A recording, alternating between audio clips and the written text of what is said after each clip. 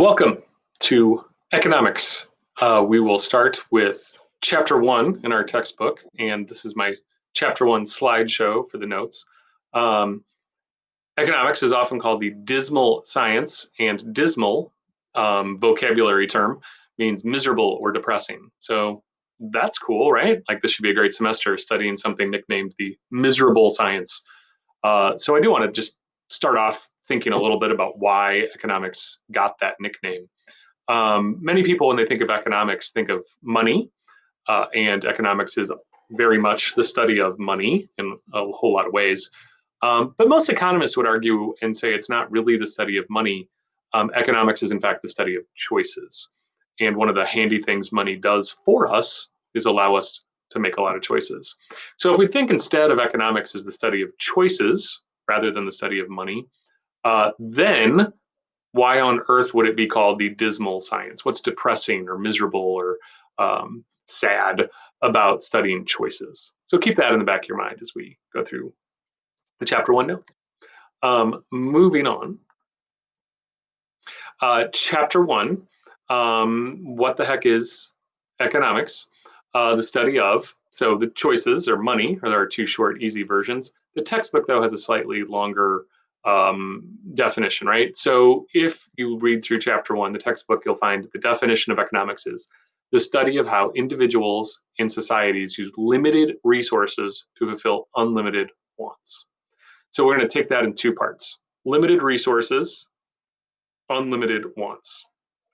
Economists necessarily sort of define all of us, you, me, all of Collinsville, all of Illinois, all of humans, as infinitely greedy, that we have unlimited wants, that if we were allowed to take all of everything, we always would, that there is sort of no stopping our wants.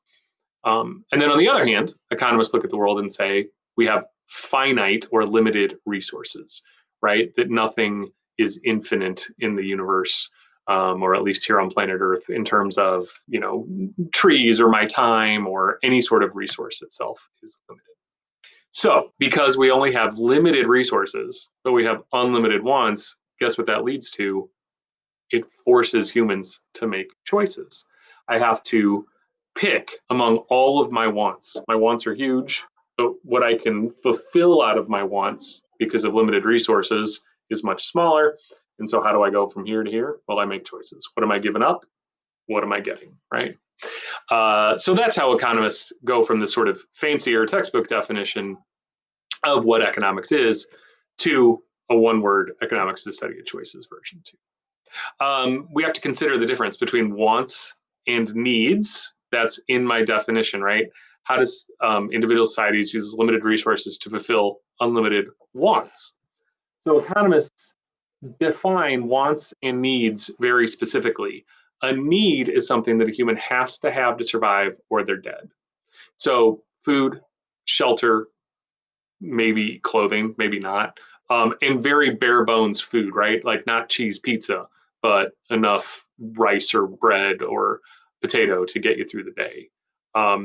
So most humans, although certainly not all, but most humans have our needs fulfilled now. And so everything else to an economist is defined as a want. So we have these unlimited wants, say economists, and those wants force us to make choices amongst our limited resources. That idea that we have to make choices has another fancy economics term called scarcity.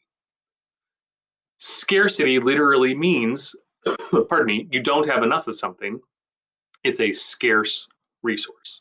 And so the scarcity or limited resources matched against our unlimited wants force us to make choices. Those choices, that study of those choices, is what the core of economics is. So economists will further say, what the heck is scarce? What are these resources that are finite, that are limited, that can run out? And so economists say all scarce resources on Earth can be called factors of production. So know that term. We'll be talking about it some. And factors of production are further broken down into 5 or 3, but we'll, for the textbook sake here, talk about 5 different factors of production. They're pretty easy to remember. Land, labor, capital. Those are the big three important ones. So if you can only remember three, remember those three: land, labor, capital. And then we'll throw in two more in the textbook: entrepreneurship and technology. So all things on earth are scarce. All of those things can be labeled as a factor of production, and every single factor of production is subdivided, is termed either land, labor, capital, entrepreneurship, or technology. And those definitions are pretty self-explanatory, I think, are pretty easy. So land, what the heck is land? Any natural resource: trees, wheat, potatoes, oil, anything that comes from earth itself is a natural resource. Labor, anything humans do. So even me attempting to teach this is considered labor. The oil worker, the nurse, the doctor, the factory worker, you name it, right? So lots of you guys have jobs. Whatever your job is, that's labor, and that's a factor of production. How is that scarce? How can you run out of labor? Well, you have 24 hours in a day, and you can't even really work all of those, at least not for very long. So, in effect, time and our ability to exert human labor, that's our limit. That's why that's scarce. Capital is a fancy economics word that is often, I think, can often be shortened just to really be a definition called tools. So if you have a tool, like that can be a shovel or a screwdriver, that's capital. A fork for your dinner is really an example of capital. Now, economists often think bigger picture, right? So like the Ford automobile factory that is pumping out cars is a big giant version of capital, right? So any good used to make another good is capital. Anything we use to make something else is capital. So those are my big three factors of production: land, labor, and capital. I challenge you to like look around right now. What's the first thing you see? I saw a printer sitting next to my computer. I'm sitting in a chair, my desk, the computer itself, that piano sitting there behind me. Those are all made up of, every single one of those things, factors of production. So let's just take my printer, for example. The first thing I saw: what land resources go into my printer? Like what natural resources are there? Well, mostly it's plastic. There's also some glass on the screen, wires and stuff. Anyway, where's plastic come from? Well, partly petroleum, oil out of earth is where we get some petroleum, so, or get some plastics, and then other materials as well, right? So glass comes from earth, sand, and then other stuff has to be done to that sand. Anyway, we combine these land resources in my printer, like plastic and sand, glass. We have lots of labor. So human beings have to sit and work and take that plastic and shape it and mold it and stick it in printer fashion, plug wires in where they go. So all that's human work or labor. And then what about capital? Like what tools go into making that printer? Well, lots. So there's a screw and someone needs a screwdriver to screw that in. So that screw itself is considered capital. The screwdriver is, of course, capital used by a human, labor, to put that metal screw. Hey, that metal is land.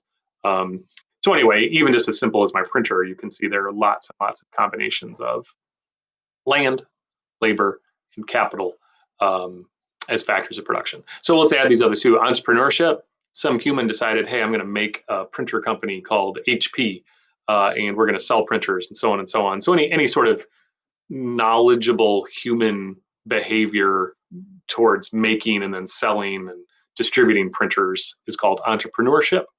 And then technology is just simply doing something better than we used to do it. So maybe originally a screwdriver was actually used to make early printers, and now it's like a little drill. Now it's done on an assembly line, and a robot screws all of those screws into that printer. So all those would be technological advancements, right? So more parts of factors of production. Look around, take a second, and that chair you're sitting on, what land, labor, and capital and entrepreneurship and technology go into making that chair? Can you think yourself through that little mind game? Okay, so that's my first part of chapter 1 notes here, and I'll pause this video and come back and do the rest of chapter 1 later.